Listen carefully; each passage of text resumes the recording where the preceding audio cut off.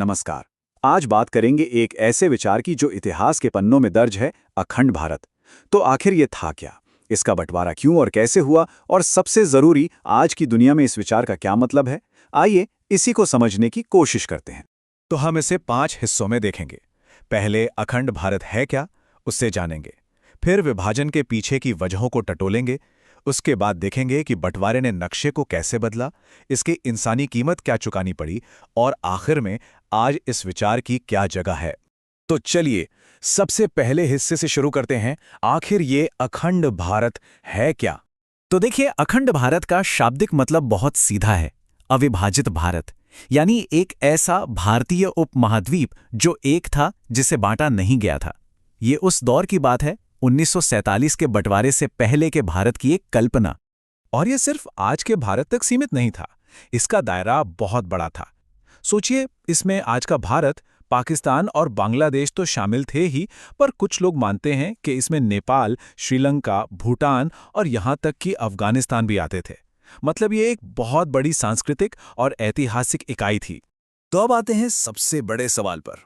अगर ये सब एक था तो फिर इसका बंटवारा हुआ क्यों? वो कौन सी वजहें थीं जिन्होंने इसे तोड़ दिया? और ये सवाल हमें इतिहास के एक बहुत ही दर्दनाक अध्याय की तरफ ले जाता है।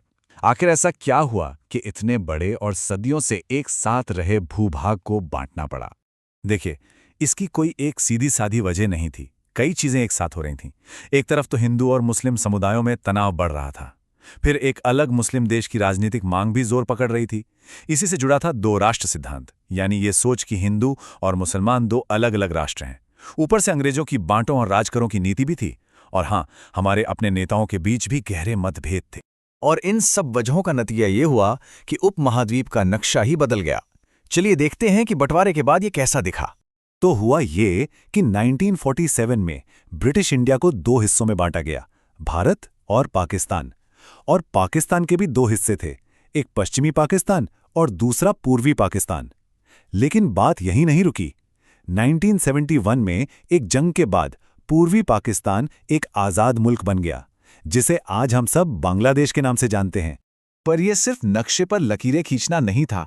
इस बंटवारे की एक बहुत बड़ी, बहुत दर्दनाक मानवीय कीमत चुकानी पड़ी थी, जिसे आंकड़े कभी पूरी तरह बयान नहीं कर सकते।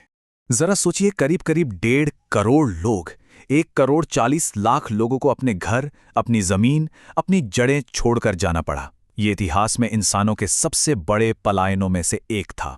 लोग रातों रात बेघर हो गए, सब कुछ पीछे छूट गया। और इस उथल पुथल के बीच जो भयानक दंगे हुए, जो हिंसा हुई, उसमें अंदाजा है कि करीब 10 लाख लोगों ने अपनी जान गंवाई। ये सिर्फ एक नंबर नहीं है, ये लाखों परिवारों का दर्द है, एक ऐसा जख्म है जो पीढ़ियों तक रहा। और इस बंटवारे का असर सिर्फ उसी वक्त तक नहीं रहा। इसने भारत और पाकिस्तान के बीच एक ऐसी कड़वाहट, एक ऐसे तनाव को जन्म दिया जिसकी परछाई आज भी दक्षिण एशिया की राजनीति पर और हम लोगों के रिश्तों पर दिखती है। तो ये तो हुई इतिहास की बात। अब आज के दौर में आते हैं और देखते हैं कि इस विचार की आज क्या अहमियत है। तो सवाल ये है कि जब आज कोई अखंड भारत की बात करता है तो उसका मतलब क्या होता है? क्या वो नक्शे को बदलने की बात कर रहा है? नहीं, असल में इसका मतलब बदल गया है। पहले ये एक हकीकत थी, एक भौगोलिक सांस्कृतिक इलाका था। लेकिन आज ये एक विचार है, एक सांस्कृतिक कॉन्सेप्ट है जो हमें हमारी साझी विरासत, हमारी कॉमन हिस्ट्री की याद दिलाता है। और ये बात साफ करना बहुत ज़रूरी है कि आज अखंड भारत का विचार किसी भी देश की कोई ऑफिशियल पॉलिसी नहीं है। ये कोई राजनीतिक एजेंडा नहीं है।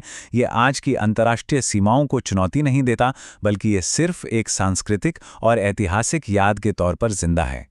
तो आखिर में ये सवाल बचता है कि अखंड भारत जैसे विचार जो इतिहास से आते हैं, वो हमारे आज को कैसे देखते हैं, उसे कैसे प्रभावित करते हैं, और क्या इनका हमारे आने वाले कल पर भी कोई असर पड़ सकता है?